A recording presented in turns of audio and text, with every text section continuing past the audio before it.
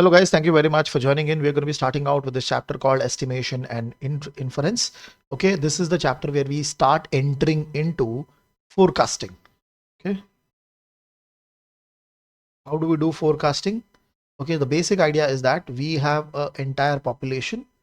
Okay, we take the population, we want to make some understanding about the population. But because we cannot go and check the entire population, because we cannot go and check, we do not have the time, do not have the money or the energy to go and check the overall population, what we will be doing is we'll be taking a sample from the population. And then based on the sample, whatever the average variance we are going to get, we'll try to get an understanding of what is happening on the population. Okay, that is the overall structure, okay, of this chapter. Let us start with the first part. So over here, when we are doing the sampling, when we are taking something from the population, okay, the sampling can be either probability based or non-probability based. Okay, probability over here means some the data in the population, they have some probability of getting selected in the sample.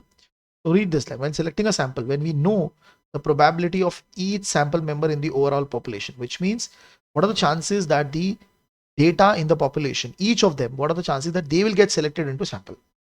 Okay, that is where we talk about probability. Okay, non-probability is easy, fast. You don't have to worry about what are the chances of a particular data coming into the population. Okay, you just do a normal sampling. Let us go in detail with the probability sampling. Within probability sampling, you will have a random sampling. We generally call it also as simple random sampling. Look at this. Each item is assumed to have the same probability. Okay, that means we go to the population, and suppose my population is say around 1,000 is my population, and I decided to take a sample of 100. So every one item which is there in the population, every one of them has 1 by 100 chance of getting into the sample. That means every one of them has equal probability. Okay, that is a basic simple random sampling. So you're going to the population and randomly selecting the sample. Okay, so randomly selecting a number of observation from the population, each sample has equal, or each data point has an equal probability of getting selected into the sample. That's the main thing that you have to remember. Each sample, each data point in the population, it has a equal probability of getting selected. That is what we call it as simple random sampling.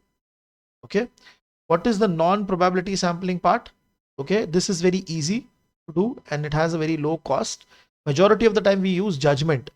Okay, based on our understanding, I'll pick up the sample. I will not use any, okay, probability approach. It is not going to be what do you say, random. It is based on my judgment or my understanding. We'll go in detail with respect to the non-probability and probability section. Let us go to the first part, probability sampling method. Again, we should remember that when you're selecting a data point, there is some chance of it getting selected. Let us look at the simple random sampling in detail and look at the example. Okay, let us assume that you want to draw 5 out of 50. So my total population is 50. Okay, and from that I want to draw a sample which is 5. Okay, 5 units. Now over here, this can be accomplished by numbering each of the item as 1, 2, 3, 4, 5, 6, 7, 8 till 50. Think of it, they're saying that put 1, 2, 3, 4, 5 these numbers and put it in the hat and then randomly select any number. Okay, suppose I selected the first number, it becomes a part of the sample. Again, I'm putting it back. It's with replacement. Okay, this is with replacement. Okay, placing. So put a chit of the number 1, 2, 3, 4, 5, all data points till 50, put it in the hat, and next one number can be drawn randomly from the hat. Okay, and you can keep on doing the same thing again and again. Okay, so through this we'll be able to randomly select the population sample from the population. Again, the word random means you have no control which is the number that is going to get into the sample, which is the data from the population will get into the sample. Okay, this is the first approach, which is called as a simple random sampling. This is widely used. Okay, I'm putting this as star, widely used method in your creating of sample. Okay. The second approach is this systematic sampling, which is very, it also has the same probability, but what we are going to be doing is the researcher will decide with which number I'm going to pick up. Suppose he decides every nth number. That means, how does it work? Suppose in the population there are 50 data points. So what I will be doing now, in this entire population, I'll put the number in a particular order. So this is 1, 2, 3, 4, 5, 6, 7, 10, and it will continue till 50. Okay, suppose the researcher decides that I am going to pick up, okay, every third number. So I'll pick up this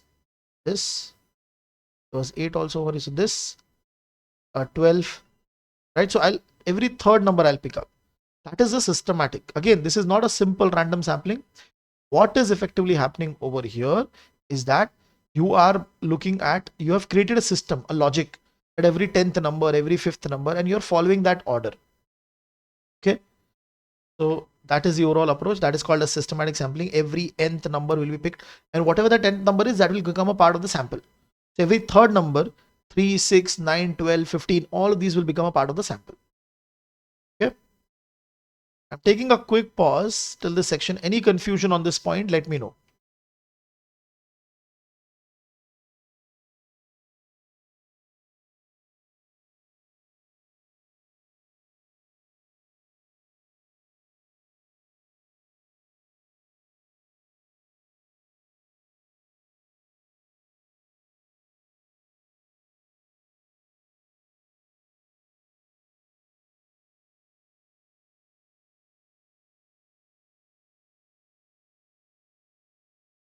I hope everybody is good.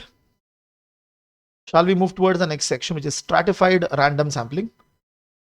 Okay, now stratified means I have the entire population. I'm going to break that population into different stratas. Okay, stratas, or basically stratum, which we call it, is nothing but different groups. Say for example, suppose I have data of students from entire India. This is my population. So what I will do, I'll just create different groups. One way of doing it is creating North India, okay, West India, East India, and South India, for example. I have created 4 stratas into it. And then what I will do is, because I want to create sample, okay, I am going to pick up some sample from North, some sample from West, some sample from East and South, and then all of this will become my sample. Okay, again, the important point is, if your sample is a good representation of the original population or not. Okay, this approach is called as stratified sampling, which means you take the entire population, divided into different stratas. Okay, now this is one way to do it. I could have done all the major cities, tier 1 cities, tier 2 city, tier 3 city. I could have done that also. And tier 4 cities likewise, depending upon what is your logic. So we'll create subgroups of stratum, and from there we'll randomly select. So I'll go to the North India group and I'll select randomly. Okay, and that from that random for each group, I will create my entire sample.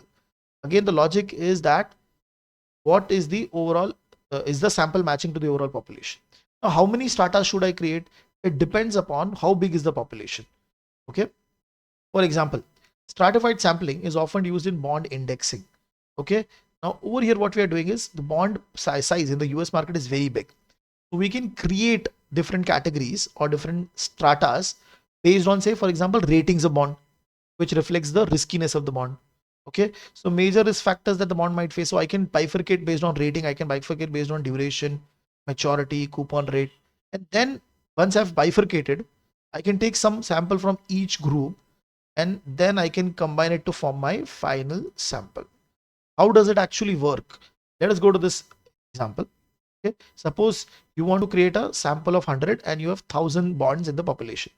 From the entire population of 1000 municipal bonds, what I can do is I can bifurcate the bonds into 2 ways: maturity and coupon rate. So there'll be a combination of maturity and coupon. For example, I can create a table. Okay, so over here I am putting coupon. So less than 3%, but 10 to 6%, and 6% greater than 6%. Okay, return case. So I've created 3 bifurcation for coupon. Over here I'm putting it for maturity.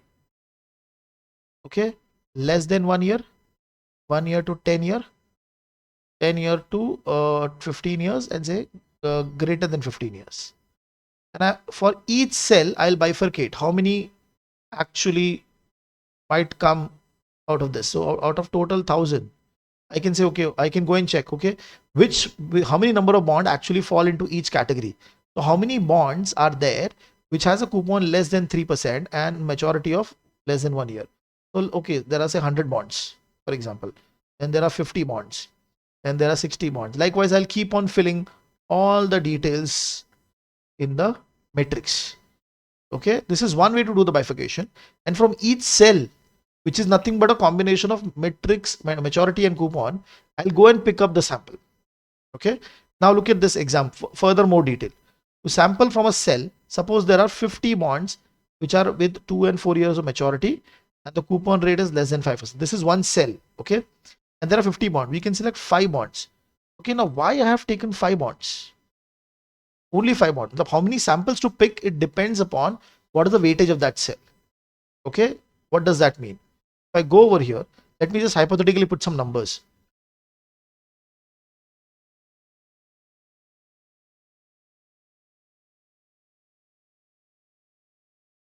Okay, then you have 100 again and 70. I have not added it. It will not add up to 1,000. Huh? Now, see, think logically. What we are trying to identify over here is, see, when I'm picking up a sample from this group, okay, this sample, number of sample will be greater as compared to this group because the overall size is small. So how do we decide? That logic is explained over here. The cell weightage related to the population index. That means 50, in this example, there were 50 bonds in that cell. So I'm taking 50 divided by 1,000, and then I'm saying how much is that percentage? That is 5%. And if I want to create sample of 100, so only 5% should come from that cell, which means it is like this. So suppose if there are 100 sample, 100 data points, and out of how many total is, or what is the total? 1,000. So over here, the weightage is going to be 10%. Over here, the weightage is going to be 5%, 6%, 20%, 15%, 25%, right? So for example, if I'm picking up 100 samples, just example ke liye, okay? So out of that 100 sample, how much will come from this? Only 10% will come from this. Likewise, I will create the entire bifurcation. Okay. I hope everybody is good till this point. I'm going to take a pause also, but I'll just complete this part. By using a stratified sampling, see, when we are doing the stratified sampling, we have taken the entire group and I've bifurcated the entire group into different stratas. And I'm taking sample from all the stratas or all the subgroup. Okay. So it is going to cover the entire population. That is correct. But what is the difference between a stratified sampling and a simple random sampling? See, in a simple random sampling, when I have a population, so I'll give you an example. Okay, so in a stratified sampling, what is happening? Suppose this is my overall population. Stratified, I have created 4 groups, and when I'm creating the sample, I'm taking from each one of them. This is my sample. Okay, so every end of the population is covered. But when I'm doing a simple random sampling, this is my population, and I'm talking about simple random sampling. If suppose because it's random, suppose majority of the data points that I got are from this area, you have no control on that. So there is a chance that in a simple random sampling, because it is random, you might not be able to complete overall population. That means there is no guarantee that we will get sample from each side of the population. Okay, but in stratified, we have the guarantee because we have created that stratification of the group. I'm taking a pause. Any confusion till this point? Let me know.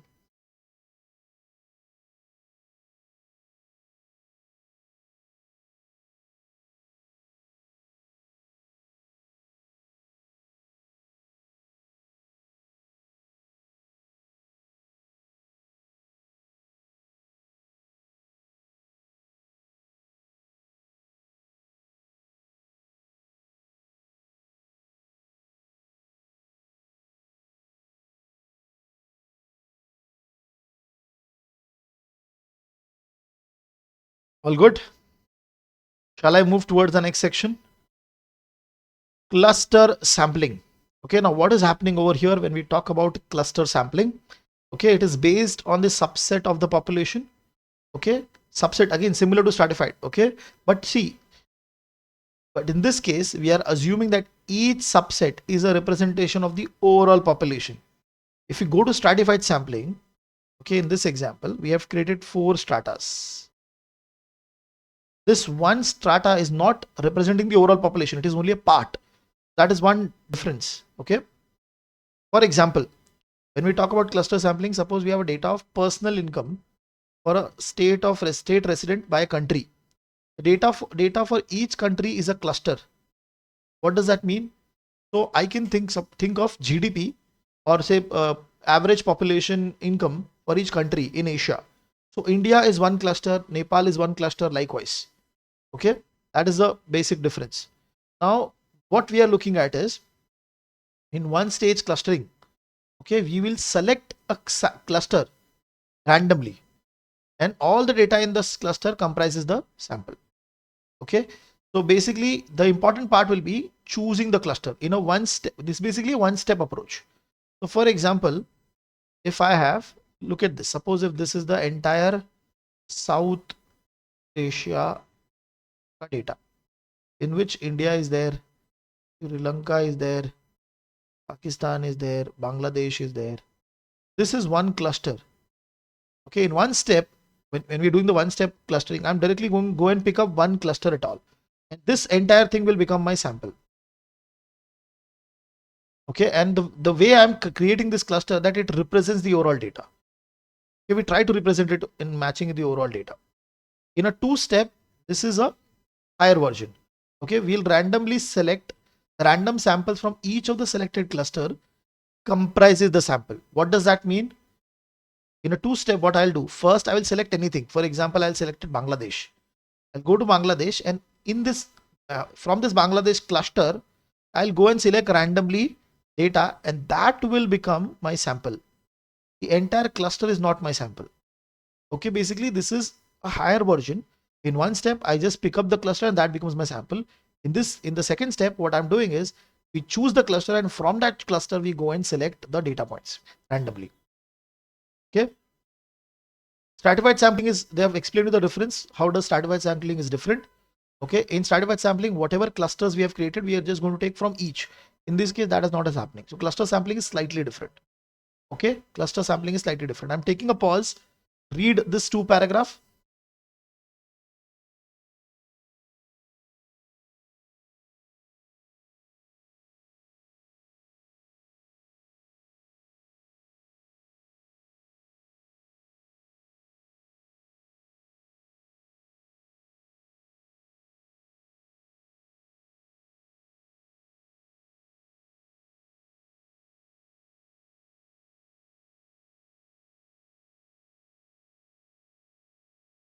Okay, let us go to the last part. To the extent that the subgroups do not have same distribution as the entire population or the characteristics of interest, cluster sampling will have a greater sampling error. What does that mean? See, when I am, it's very simple. Think logically. When I'm creating each cluster, matlab, when I created the cluster for India, when I created the cluster for Sri Lanka, each cluster was matching with the population. If my cluster does not match with the population and I use that for sampling, then the sampling error will be higher. Okay, sampling error will be higher. That means my entire further process, whatever hypothesis testing and I'm going to do, be wrong. Okay, when we do simple random sampling, the error is lower because you have no control. You are not using your brain. You are just randomly selecting. That is what they are highlighting over here. It will have a greater sampling error as compared to simple random sampling. Okay. When we are doing 2-stage part, it will have greater sampling error than the 1-stage. Because see, when we are doing entire cluster, okay, again, I'm not using any brain within the cluster. I'm in a 2-stage, I'm choosing the cluster and then I'm going one step ahead and doing random sampling. Okay, but if there are so many problems, why are we even talking about cluster sampling? Because of this low cost. You can do it very fast. Okay, again, the error might be slightly high, but we are okay to go ahead with because of the cost and benefit analysis. Okay, read this entire section. And let me know if there is any confusion.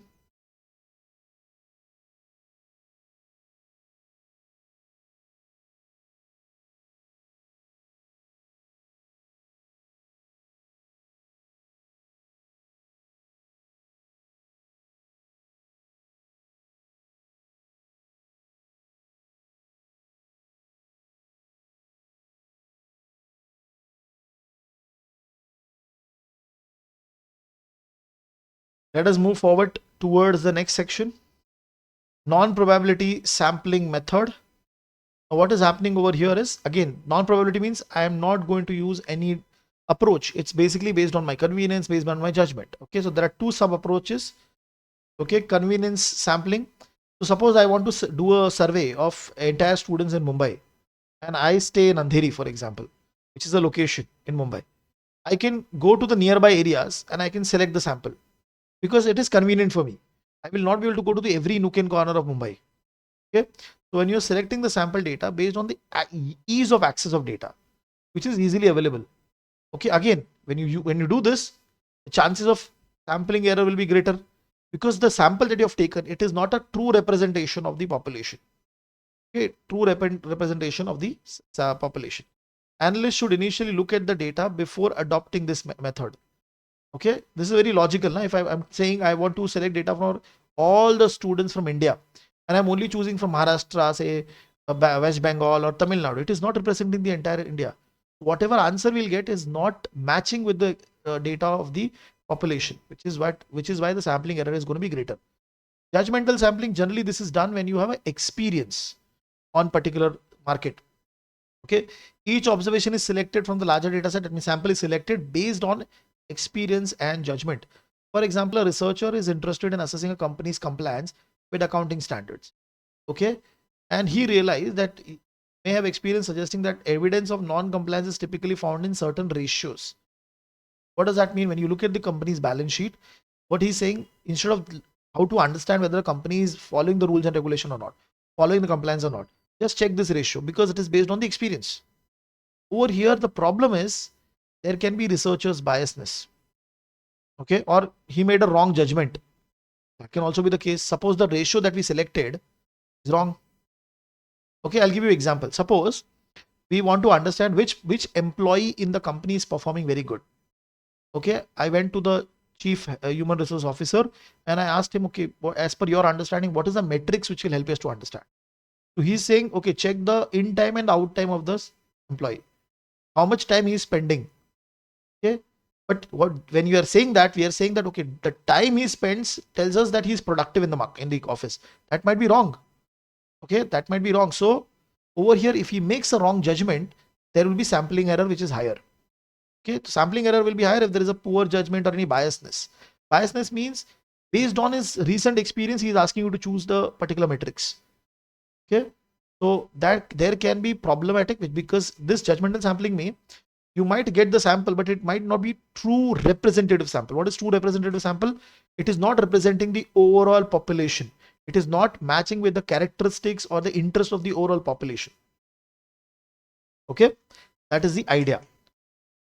I'm taking a one more small pause. Any confusion on this entire judgmental sampling? Any point, any confusion?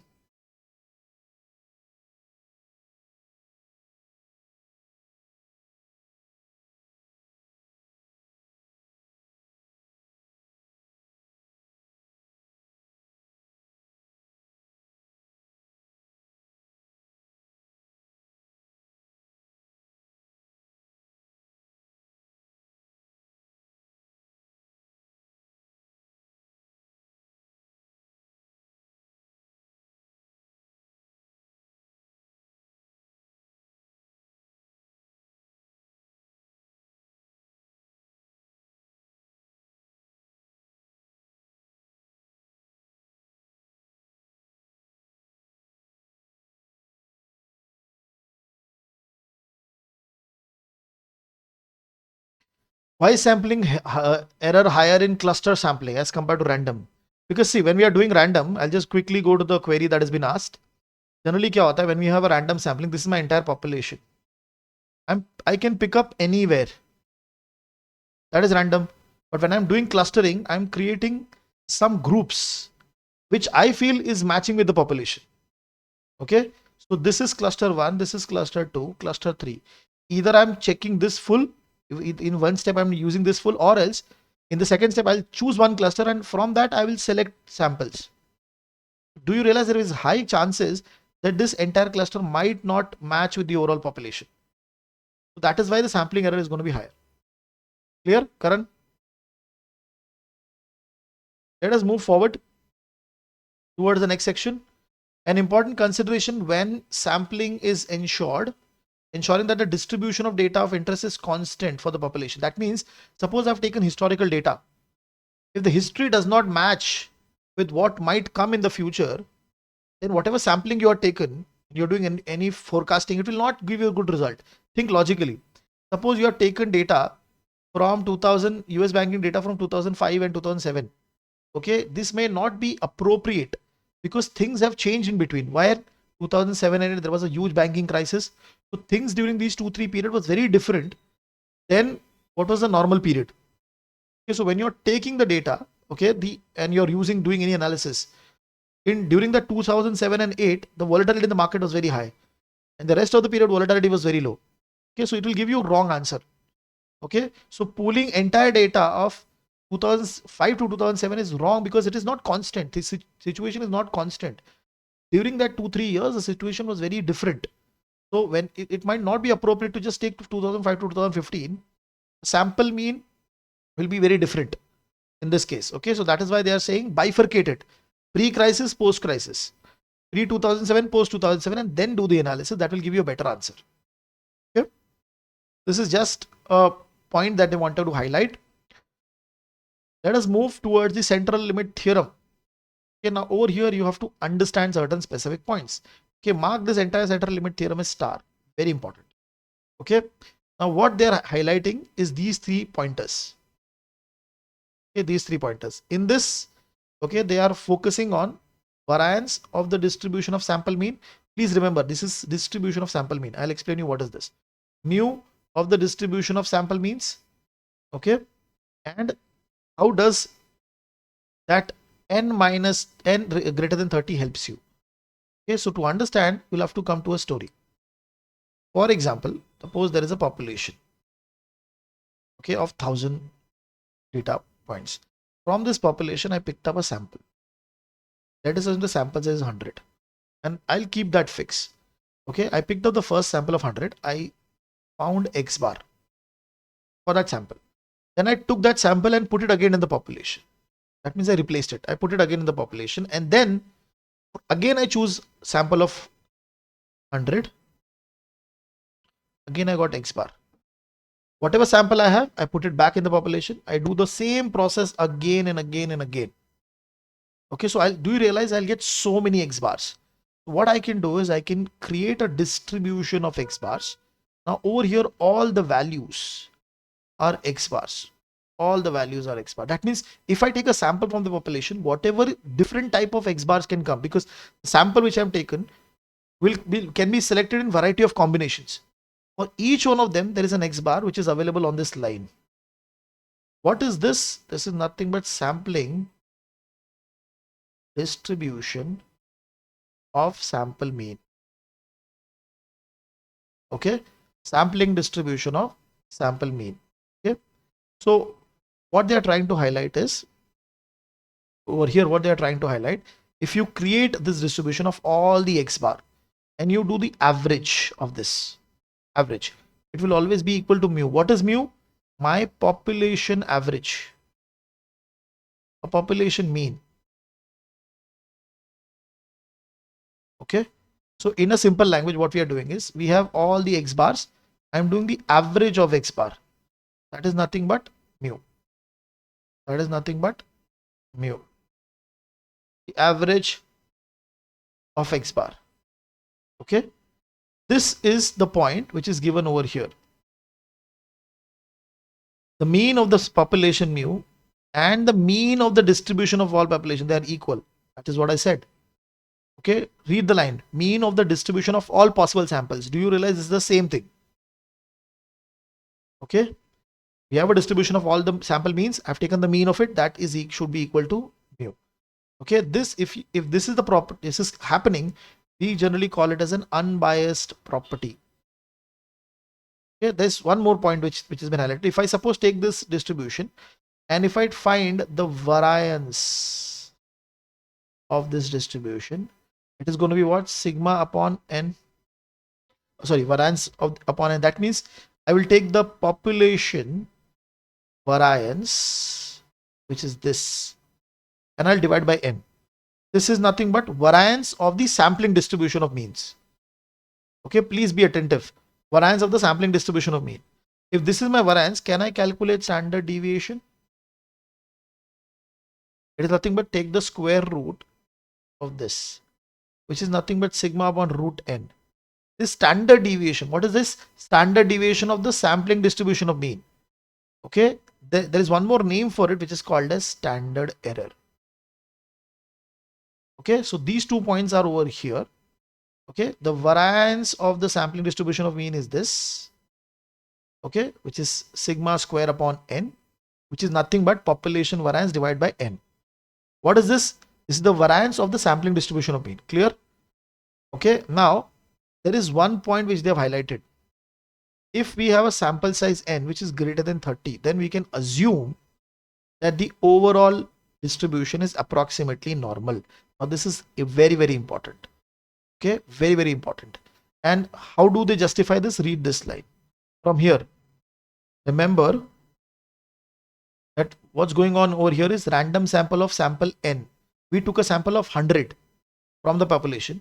Each time we are getting the sample, I'm calculating the mean. So each of these random sample has its own mean, which is also random because the entire sample is random.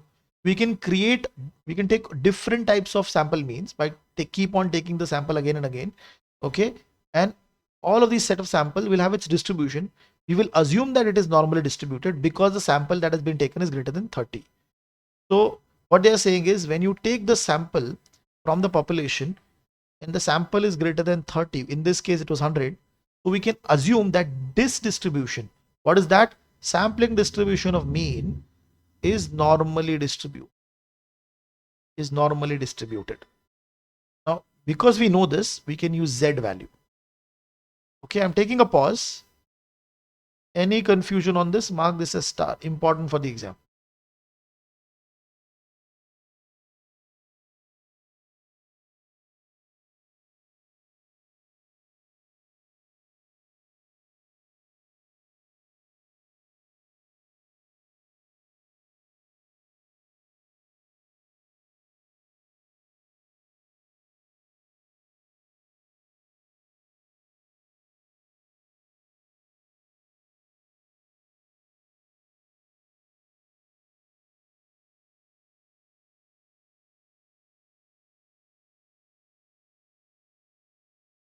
Okay, I hope everybody is good.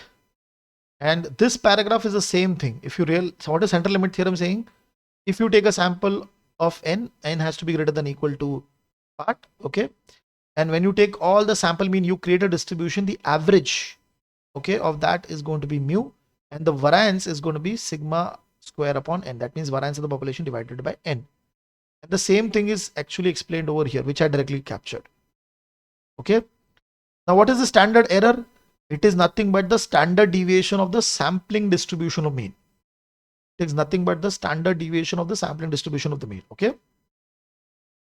When the standard deviation of the population is known, sigma, how do we calculate standard error? We just take the sigma upon root n. But suppose if I do not know the standard deviation of the population, what simply I can do is, instead of using the population standard deviation, I can use sample standard deviation. Can you see over here? So that is one difference which you have to remember. Marking this is also star. This is important formula. Standard error. This is an important formula. Let us look at the calculation. Suppose I have a sample which is for the past 30 months. Okay, greater than or equal to 30. So we can assume it is normally distributed. The mean is 2% and we have a sample standard deviation of 20. We do not have the population standard deviation. What I'm going to do is take this 20%, divide by square root of 30 because my n is 30. This will give me 3.6%. This is the standard error. Okay, so this is the standard error. What is the standard error? It is the standard deviation of the sampling distribution of mean. Okay. Now what they are doing is, look at this example. Okay. Now over here we had sample of 20. Now look at this part. If I continue and instead of 30, I have increased the sample size. Now I'm doing the entire process again, but I'm not taking the sample of 30. I'm taking the sample of 200. Okay, so every time I'm taking the sample of 200, you realize what is happening now when I'm calculating my standard error. Okay, when I'm calculating my standard error, 20% divided by square root of 200 is happening. So do you realize my standard error has gone down, which means as my sample size increases, the overall standard error comes down. Okay, that means my population will become thin, which means this population, which is the sampling distribution of mean, will become like this. Whatever X bars that we are getting, they're closer to the actual population of mu. Think about this. If my sample was initially 100, if I increase it to 900, do you realize it will automatically become closer to my population itself? So whatever average we are going to get from that sample, it will be closer to the population average. So standard error should be very low. If I increase my sample size to 1000, it exactly matches with the population. So my population mean and my sample mean will be same. Then the standard error will be 0. Like this, likewise. I'm taking a quick pause and also helping you to understand that this line. Notice the value of the standard error has decreased from this to this because we have increased the sample size. What does that mean? When you increase the sample size, the sample mean will get closer on an average to the true population. And this will reduce the overall error. The standard error will also go down. This is an important understanding. Okay, I'm taking a quick pause over here. Let me know if there is any confusion.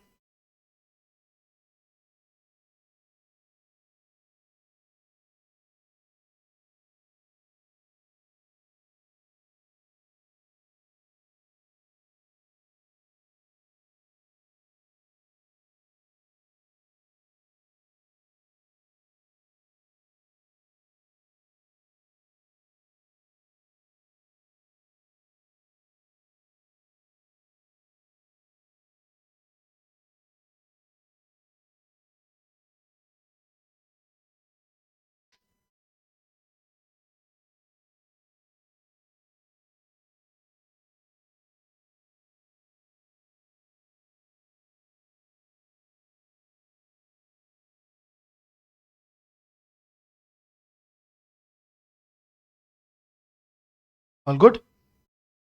I hope everybody is with me. The last part of the chapter, describe using the resampling approach. Resampling, the word re, please remember, which is bootstrapping and jackknife. Okay, to come out with the sampling distribution of the sample mean or like that. Okay. Previously, when we were using sample variance, what we were doing basically, when we were calculating standard error, what was the approach? You take sample variance divide by square root of 9 n. If you do not have population variance, okay, population standard deviation, sample standard deviation divided by square root of n. If population standard deviation, sigma upon square root of n. Okay, so standard error, why we were doing it? Because it gives you a better understanding of how far away you are from the population data, or how far away you are from the population average. Okay, now whenever we are calculating this, we are assuming that the sampling that has been done is correct. That means it is unbiased. If there is any problem, say for example, I use judgmental sampling, convenience sample, what will happen? The sample selection is biased. So at an overall level, my sampling error will be higher, and which means my standard error will also be higher, which means the entire process that we have done is wrong. So basic assumption is that the sample is selected as unbiased. That means there is no problem in the sample. Then I'm calculating the entire standard error and all of this. Okay. And then only we can say that the sampling distribution is normal. Sampling distribution of mean is normal. When we were saying that greater than 30, that way. Okay. But there are two approach which are generally used in the market, two alternative approach. Okay, of estimating the standard error of the sample mean involves resampling of the data. Resampling. Okay. Look at this first one, jackknife. Okay, calculate multiple sample means, each with one of the observation removed from the sample. Okay, the standard deviation of these sample means can then be used to estimate the standard error of the sample mean. Now what is different over here? Every sample that we are taking, we are removing one data out of it. Okay, each with one of the observation removed. That means I'm reducing my sample size. Okay, that means I'm reducing my sample size. Jackknife is easy to do. Okay, and obviously what will happen, the number of observation available is smaller, then only we do it. That means if I go to the history from where the sample is supposed to be picked up, the historical data is not widely available. Okay, not widely available. So this method is generally will help you to remove biasness from the approach. If we why there is biasness, because the history is very low, there is a good chance that there can be biasness of few data only getting selected. If you want to reduce that, what we will be doing is we'll be doing this jackknife approach, which is simply means I'm creating multiple samples from the population, whatever historical data that I have. Every time I'm taking the sample, remove one data out from that sample and then take the average of the sample. And you will have average, lot of averages, create a sampling distribution of sample mean. That same approach. Okay. The jackknife is, why do we actually highlight jackknife? Because the word, first of all, it is low cost and it is used only when the data is not readily available. The next part is the bootstrapping approach. This is the second approach. Now over here, okay, if you look at the structure of how they are calculating the bootstrapping approach, okay, see, we draw sample of size m from the population, okay, we can then directly calculate the standard deviation of these sample means as our estimate of standard error of the population. Again, why this is so much computationally demanding? Okay, it has some advantage, but the problem is that when you draw the sample, okay, it is used replacement. इसका मतलब ऐसा है, suppose I have only 10 data in my population. Let us assume the history is very small. I had 1, 2, 3, 4, 5, 6, 7, 8, 9, 10. Okay, now I'm doing bootstrapping and I want to create a sample of 3. So when I'm first creating a sample, okay, sample size is 3. So it will go and select say 1, 5, 7. When I picked up the second sample, there can also be a situation like this, 1, 8, 1. Okay, because I'm replacing whatever, when I first choose, I got 1 and I've checked this and I put it back. So there is a chance that 1 can again get selected. Okay, third, I can also have something like this, 1, 6, 6. Right, so same data can be again selected because it is replacement. This is generally done when you have a very small population from which you want to pick up the data. Okay, very small population. Now, why this is done? Because we do not have historical data, we cannot run a Monte Carlo simulation, which is simulation approach, which we have done in the last chapter. The bootstrapping approach is it helps you to improve accuracy. Okay, because we are using same set of data again and again. Okay, but over here the basic assumption is that history will repeat itself in the future. If that assumption is wrong, then you cannot do any analytics over here. Okay, so we can create confidence interval, we can create find the standard error, we can create 95% confidence interval, 90%, and try to get an idea that what is going to be the average of the entire population when we compare it with the sample. Okay, so only important point over here is it helps you to improves the accuracy of the data. Next, the last 3 lines, it has some complicated statistics, which means when you do the calculation, if you made some mistake when you're looking at the history and picking up the data, then in that case you will end up making a error. The entire analytics that you're doing is wrong. I'm taking a quick pause, asking you guys to look at these sections and let me know if there is any challenge.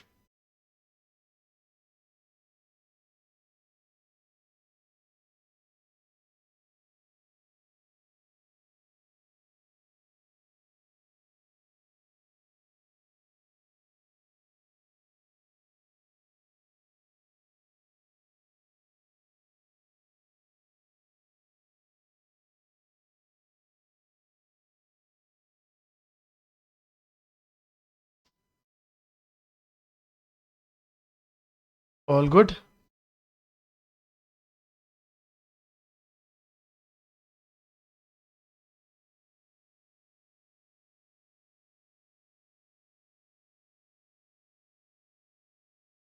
Shall we move toward the quiz section?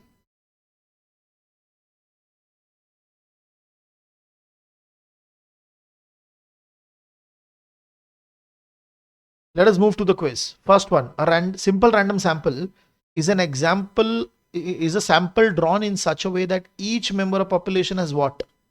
What do you think? Option A, B, C. Each one of has 1% chance. Suppose I'm taking a sample of 100, then it is 1 by 100.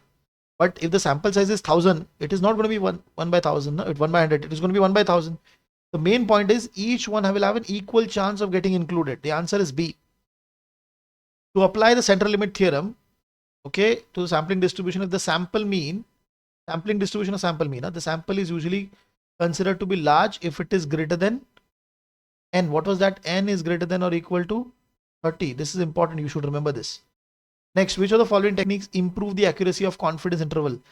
We just now talked about this bootstrapping approach, right? This will help you to improve when you're creating confidence interval x bar plus minus z critical value into standard deviation or standard error, whichever is available. You use that to create a lower value and upper value. Okay, that is the approach. So with this, we have completed the chapter.